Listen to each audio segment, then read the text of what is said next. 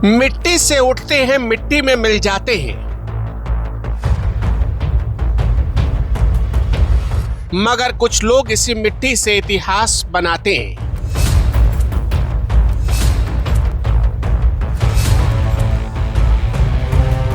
जिस्म पे लगी मिट्टी इनका मेडल है और टूटा हुआ कान इनकी पहचान।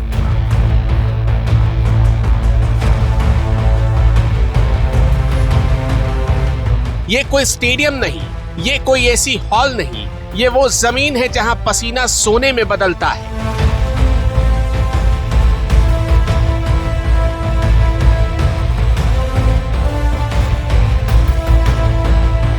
ये मिट्टी से किया हुआ इश्क है, जहां जिस्म हथियार बनता है और जमीन सजदागाह। जहां मिट्टी से सने बदन हार के बाद भी उठ खड़ा हो, असली मर्द वही कहलाता है। और इस गांव के मर्दों की धमनियों में खून की जगह पहलवानी बसती है।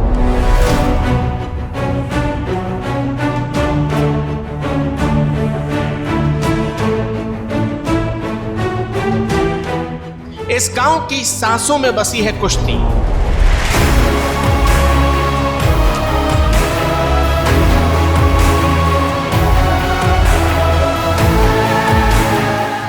आधा पेट खाएंगे, लेकिन बेटे को पहलवान जरूर बनाएंगे। ये बात अगर कोई सोच सकता है तो यूपी का इकलौता यही गांव। आपने अब तक हरियाणा के पहलवानों के किस्से सुने होंगे, आपने टीवी पर बड़े बड़े कुश्ती के मैच देखे होंगे, चमचमाते स्टेडियम देखे होंगे और सरकारी एकेडमियां देखी होंगी। लेकिन आज हम आपको उत्तर प्रदेश के एक ऐसे गाँव में लेकर चल रहे हैं जहाँ न मैट है, न एकेडमी है, न सरकार की कोई मदद है। फिर भी इस गांव के 14-15 साल के लड़के स्टेट लेवल और कंट्री लेवल पर मेडल लाकर झोली भर रहे हैं। हमने ये सब अपनी आंखों से देखा है, इसलिए आज की ये रिपोर्ट किसी कागज से नहीं बल्कि सीधे उस मिट्टी से उठकर आई है जहां हम खुद खड़े हैं। हमारी गाड़ी जब इस गांव की सीमा में दाखिल हुई तो दाखिल होते ही हमें एक अखाड़ा मिला। पता चला इस गाँव के लिए ये अखाड़ा किसी मक्का मदीना से कम नहीं है। आते जाते हर बार हर घर के लोग इसके आगे एक बार सजदा जरूर करते हैं।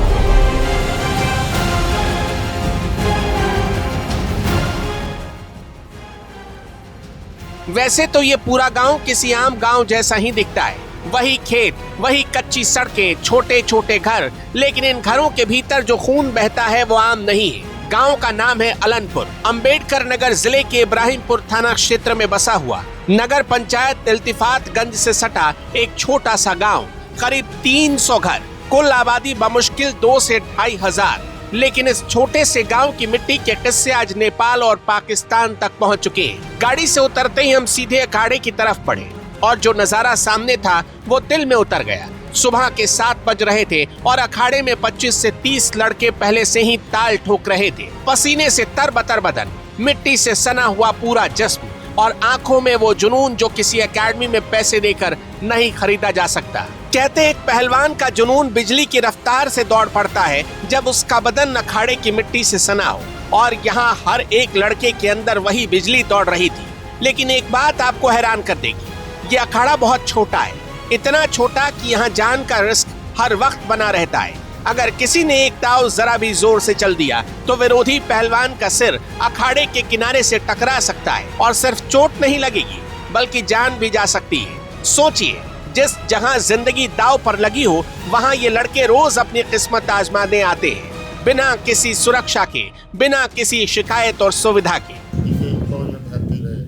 उसके बाद हम पहलवान, अब हमारे भतीजे लड़के अखाड़े थे, जब से बेटी पुष्प जो है लगाव है अखाड़े में।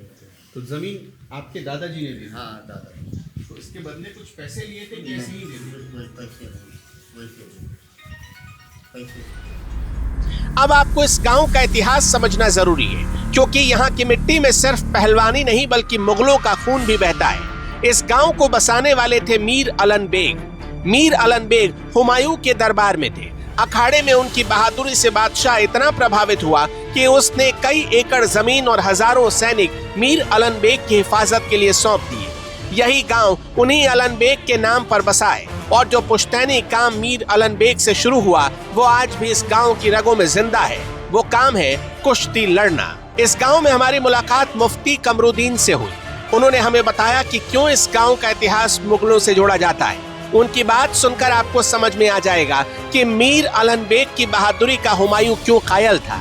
ये कोई किंवदंती नहीं है, ये इस गांव की पहचान है जो पीढ़ी दर पीढ़ी आगे बढ़ती गई। मुफ्ती साहब, हम ये समझना चाहते हैं कि इस गांव का जो संबंध है वो या इतिहास जो है वो मुगल काल से क्यों जोड़ा जाता है? असल में हमारे जो दादा थे जद्द अमजद, जिनके नाम पे गांव कायम है, मीर आलम उनका नाम था, उनके नाम पे यह गांव कायम है। वो मुग़लों के साथ में आए थे, तो फिर उस दौर में उनको यहाँ पर ज़मीन मिली और ये फिर यहाँ पे रहने लगे। चूँकि वो पहलवान थे खुद ही, वो हम लोगों उनकी तारीख़ सुनी है बचपन में कि उनकी पहलवानी किस्से जो, उनकी ताकत के किस्से जो है हम लोगों ने बचपन में सुने हैं कि वो उल्टा तैरते थे, पानी के रुख पे जो है उल्टा तैरते थे। ये उनकी पहलवानी की जो है हम लोगों ने रिवायत सुनी है।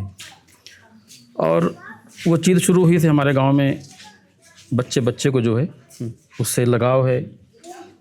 चूँकि मुल्क की खिदमत के लिए ताकत ज़रूरी, आप किसी की सेवा करना चाहते तो ताकत ज़रूरी है। अगर आपको ताकत होगी तो आप किसी की सेवा कर सकते हैं। गांव के प्रधान इरफान बेग ने हमें बताया कि यहाँ छोटा हो या बड़ा, सुबह की नींद खुलते ही अखाड़े में पहुंचकर ताल ठोकना लोगों का शगल बन गया है। ये सिर्फ खेल नहीं, ये यहाँ की जिंदगी का तरीका है। गांव में कुश्ती की एक प्रतियोगिता भी होती है जिसमें दूसरे राज्यों से भी खिलाड़ी शामिल होने आते हैं और हर गाँव का घर का बच्चा इसी मिट्टी में पलता बढ़ता है। कैसे सपोर्ट कर रहे हैं पहलवानी को विकसित करने के लिए? पहलवानी हमारे यहाँ बहुत पहले से जो है मतलब चल रही है और बहुत इंटरेस्ट है लोगों का यहाँ पे जो है, और बहुत नाम भी हुआ है गांव का जो है। पहलवानी में जो है बहुत सपोर्ट किया जाता है। अब जरा इस गांव के पहलवानों के नाम सुनिए और आपको अंदाजा हो जाएगा कि ये कोई मामूली गांव नहीं। रुस्तमे हिंद अशहाब पहलवान को तो पूरा हिंदुस्तान जानता है। अनूप चौधरी जैसे पहलवानों को उन्होंने कुश्ती के रिंग में पटक डाला था। मलिक शहाब अहमद ने अपने जिले, प्रदेश और देश ही नहीं बल्कि नेपाल और पाकिस्तान में जाकर 97 किलोग्राम भार वर्ग के पहलवानों को धूल चटाई। वहां के नामचीन पहलवान भी इनके दाव के आगे चित्त हो गए। एक छोटे से गांव की मिट्टी ने पड़ोसी देशों के पहलवानों को पटखनी दे दी। इसी गांव से और इसी अखाड़े से निकले फिरोज पहलवान महाराष्ट्र केसरी रह चुके हैं और बिलाल पहलवान महाराष्ट्र उप केसरी रह चुके हैं। आप सोचिए, उत्तर प्रदेश का एक गांव और इसके लड़के महाराष्ट्र जाकर वहां का सबसे बड़ा खिताब उठा लाते हैं। ये कोई आसान बात थोड़ी ही ना है। अब एक बात जो हमें इस गांव में सबसे अलग लगी, यहाँ हर आदमी अपने नाम के साथ पहलवान जरूर लगाता है। ये इस गांव की परंपरा है। आप किसी से भी मिलिए, उसके नाम के पीछे पहलवान शब्द जरूर लगा होगा। ये टाइटल यहाँ की इज्जत का प्रतीक है और इसे कमाना पड़ता है अखाड़े की मिट्टी में जिस्म घिसकर। इसी अखाड़े में हमारी मुलाकात बिलाल पहलवान से हुई, जो पूर्व रेसलर नरसिंह यादव के कोच रह चुके हैं और महाराष्ट्र उप केसरी रह चुके हैं। उन्होंने हमें समझाया कि इस गांव को इतना पहलवानी का जुनून क्यों है। बनारस के कई लोग आज भी बिलाल पहलवान के अखाड़े में जाते हैं। बिलाल पहलवान ने अपना अखाड़ा महाराष्ट्र में खोला हुआ है और उनके अखाड़े से निकले लोग आज अच्छे अच्छे सरकारी पदों पर बैठे हुए हैं। हमारी मुलाकात हुई है नरसिंह यादव के कोच से। सर, आपका बहुत बहुत स्वागत है। हम चाहते हैं कि आप अपना एक बार परिचय बता दीजिए। सर, मेरा नाम बिलाल पहलवान है।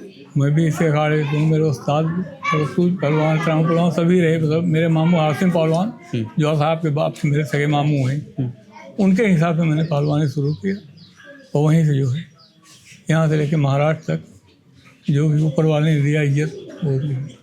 तो आप नरसिंह यादव के कोच रहे? हाँ, नरसिंह यादव में 12-13 साल करीब जोगेश्वरी में पहलवानी किया। नरसिंह यादव बहुत छोटा था, मैं उसके लंगोट तक बांधा हूँ। जोगेश्वरी दरअसल महाराष्ट्र में एक जगह का नाम है, वहाँ पर अखाड़ा चलता है, जोगेश्वरी अखाड़ा। तो यहाँ के लोग महाराष्ट्र में भी पहुँच गए? हाँ, बहुत लोग, बहुत। फिरोज पहलवान मेरे मामू के लड़के हैं, वो भी महाराष्ट्र के ही थे। मैंने भी 3 बार 68 किलो में गोल्ड मेडल लिया। नेशनल में? नहीं, स्टेट में। तो यहाँ से कितने ऐसे प्लेयर हैं जो स्टेट और नेशनल खेल चुके हैं इस गांव से, अलनपुर गांव से? बहुत लड़के। साहब पहलवान मेरा छोटा भाई, वो तो पाकिस्तान तक गए, इंटरनेशनल पहलवान है। हम लोग स्टेट तक लड़े। बाकी फिर वो लड़के जो हैं वो भी 40-45 पहलवान जो है सब स्टेट और नेशनल लड़ते हैं। तो पहलवानी का इतना जुनून क्यों है इस गांव को? आप लोग तो, आपकी उम्र कितनी हो गई? मेरी उम्र 67 करीब। 67। और आप पहलवानी कब से कर रहे हैं? पहलवानी तो मैं 13-14 साल की उम्र से कर रहा हूँ। तो इतना लंबा, मतलब आपका लंबा संघर्ष रहा, करीब हाँ। 50 साल के आसपास तो हो ही गया पहलवानी में। हाँ, कम से कम 40 तो वर्ष पहलवानी। आप, हाँ, 50 साल से ज्यादा हो गए। हाँ। तो अब मैं ये जानना चाहता हूँ, इतना जुनून क्यों है इस गांव को पहलवानी में? आजकल पहलवानी में क्या रखा है? एक तरीके से ये खेल तो विलुप्त हो रहा है। हाँ, अभी फिलहाल तो पहले तो बहुत कम था, अभी तो पहलवानी में बहुत ही मतलब जब से सुशील कुमार मतलब मेडल दिए हैं, जब से पहलवानी को बहुत ज़्यादा मतलब वर्चस्व हो गया है। सभी पहलवान कोशिश करते हैं, और वेट की पहलवानी है, ना कोई बड़ा ना छोटा, जिस वेट में रहेगा उस वेट में उसको मेडल एक ही मिलेगा, उतना ही बड़ा। हमने बिलाल पहलवान से एक सवाल पूछा जो शायद आपके मन में भी होगा, इस गांव के पहलवानों के कान क्यों टूटे होते हैं? उन्होंने जो जवाब दिया वो हर पहलवान की कुर्बानी की कहानी है।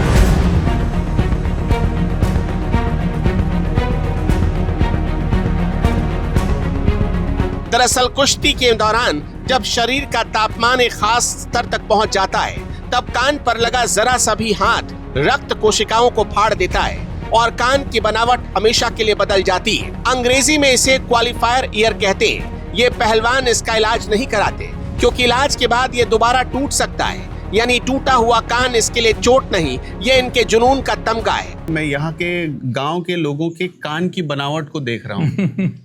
वो कई लोगों के कान की बनावट पर बड़ा हैरान करने वाली है। तो ऐसा क्यों है? नहीं, ये पहलवानी का मेन मेडल यही है। ये पहलवान लड़ता है तो पहलवान जब मतलब रूज पाए और पहलवानी करेगा तो उसको हाथ लगेगा कान पे और कान टूटना ही टूट। ज़्यादा अक्सर 90%। यहाँ के 90% यूथ के कान टूटे हुए। कोई भी पहलवान, हरियाणा, पंजाब, कहीं का भी, महाराष्ट्र। इस गांव में आपको ज्यादातर लोगों के कान की बनावट ही अलग मिलेगी। किसी का कान टूटा हुआ है, किसी का हाथ टूटा है, किसी को कहीं चोट लगी है। इस गांव के करीब हर घर में आपको एक न एक आदमी ऐसा जरूर मिलेगा जिसने कुश्ती के रिंग में अपना कुछ न कुछ न्यौछावर किया हो। लेकिन इन जख्मों के बावजूद रगों में बहने वाली कुश्ती कभी नहीं रुकी।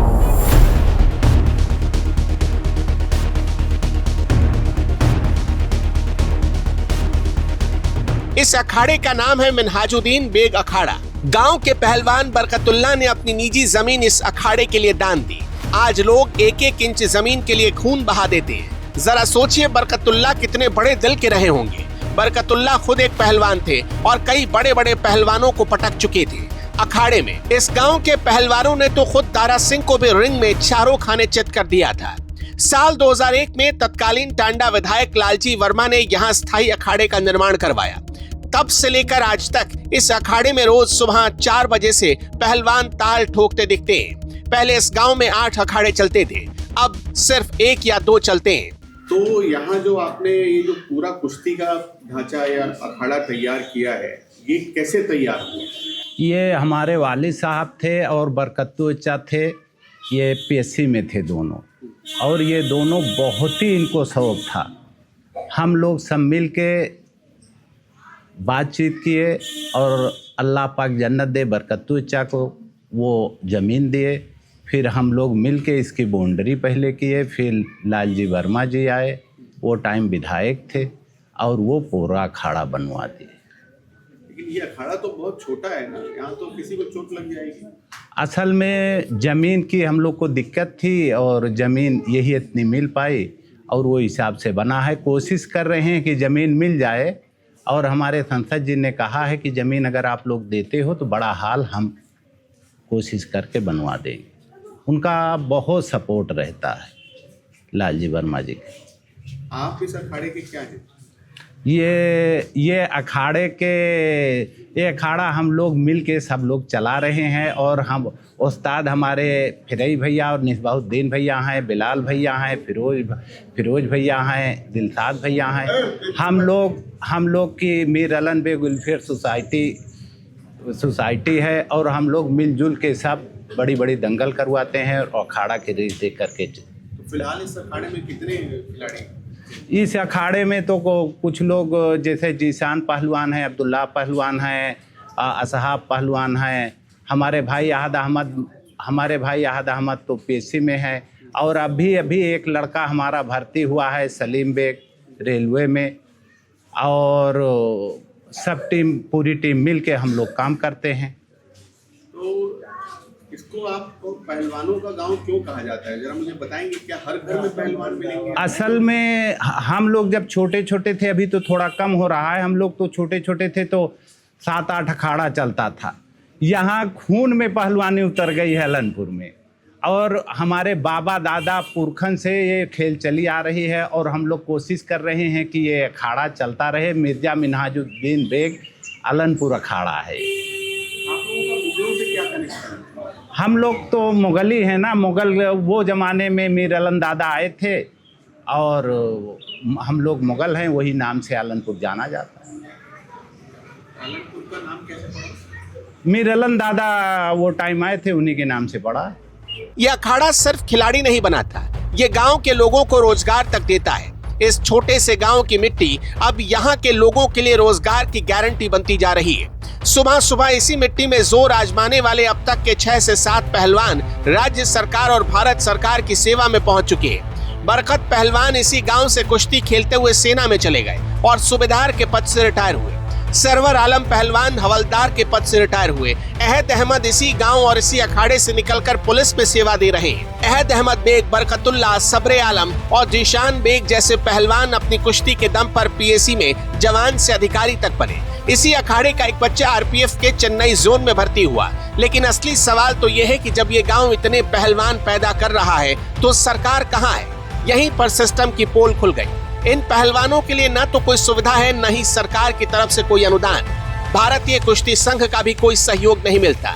फिर भी अलनपुर के पहलवानों ने जब भी मौका मिला विदेशी सरजमी पर वहां के पहलवानों को धूल चटाकर अपने गांव और देश का नाम रोशन किया। डियर मोदी जी, इस गांव के लोग यानी अलनपुर के 13 साल के उस लड़के का एक सवाल है, 14 साल के इस लड़के का सवाल है कि आपका खेलो इंडिया इस गांव में अभी तक क्यों नहीं पहुंच पाया। खेलो इंडिया नाम की एक मुहिम तो चल रही है, लेकिन कभी आपके खेल मंत्री को यह जरूर कहिएगा कि इस गांव के इन बच्चों को कोई टास्क देकर देखे।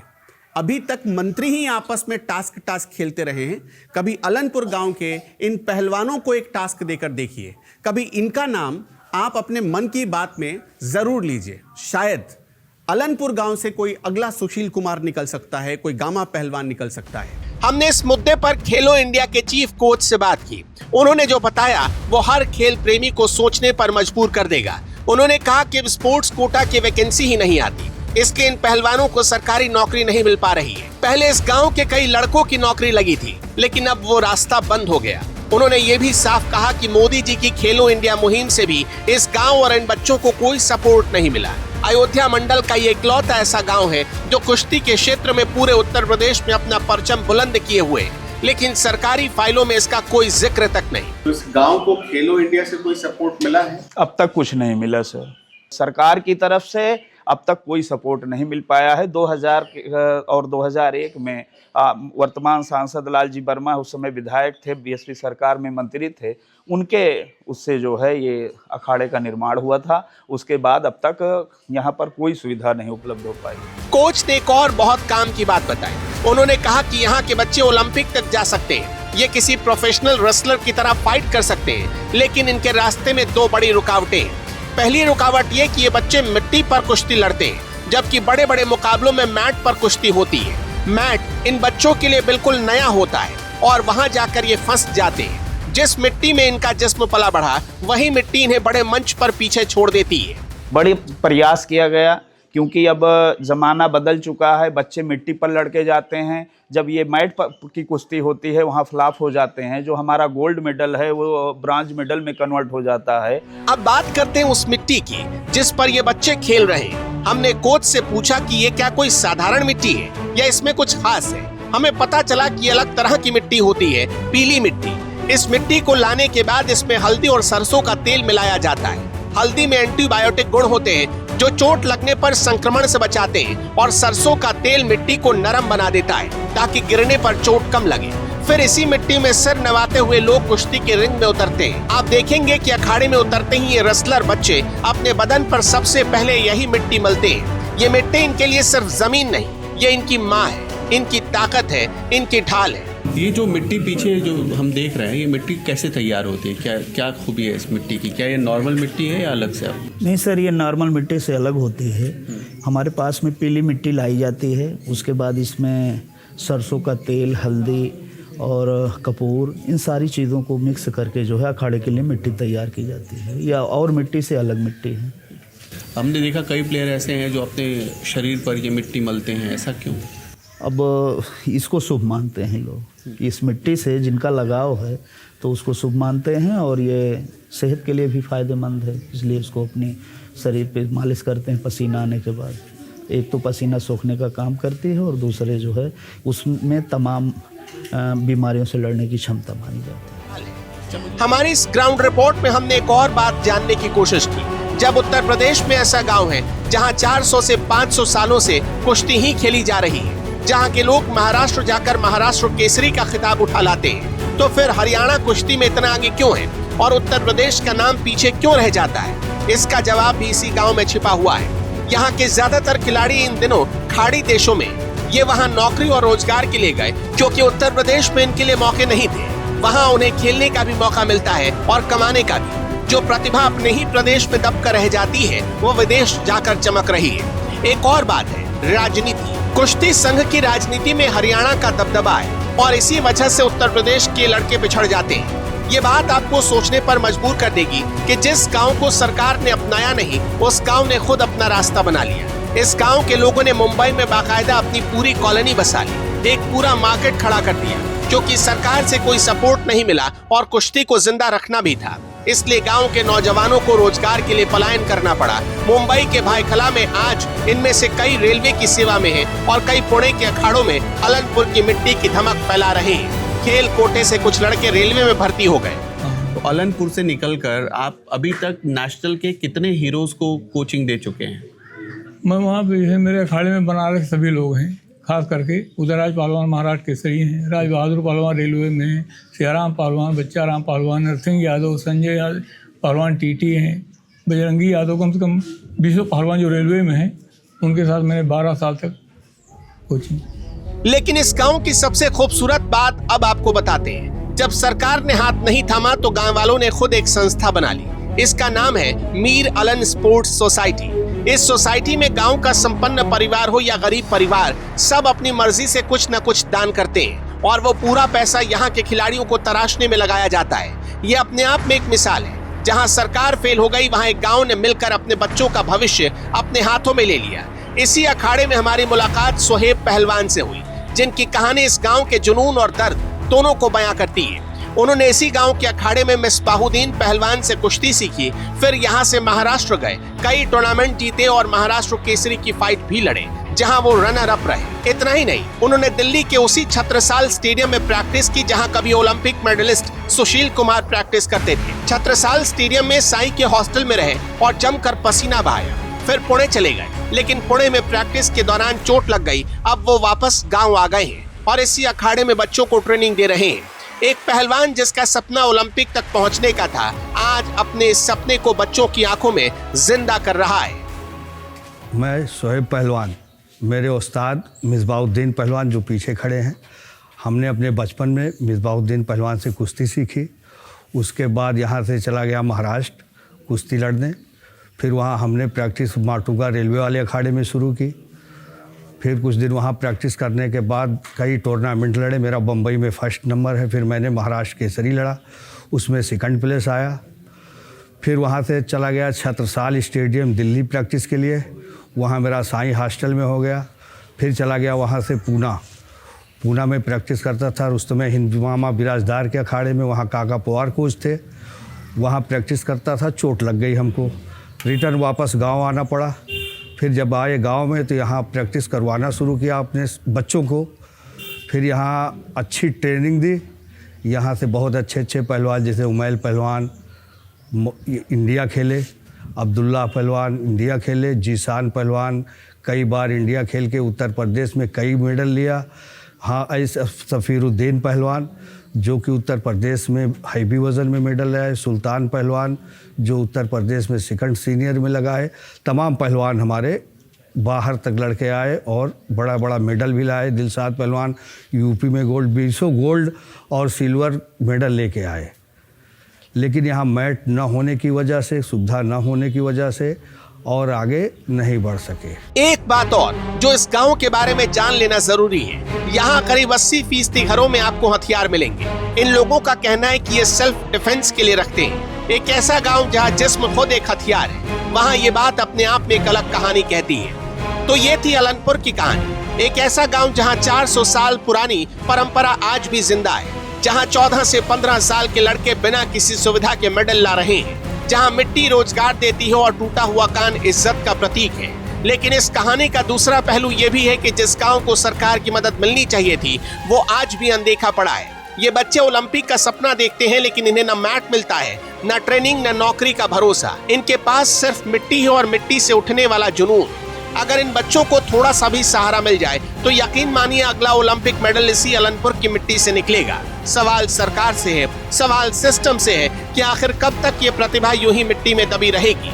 आपको ये ग्राउंड रिपोर्ट कैसी लगी, हमें कमेंट में जरूर बताइएगा। अगर आप चाहते हैं कि अलनपुर के इन पहलवानों की आवाज ऊपर तक पहुंचे तो इस वीडियो को ज्यादा से ज्यादा शेयर करिए, चैनल को लाइक और सब्सक्राइब करिए और हमें फेसबुक पेज पर फॉलो करिए।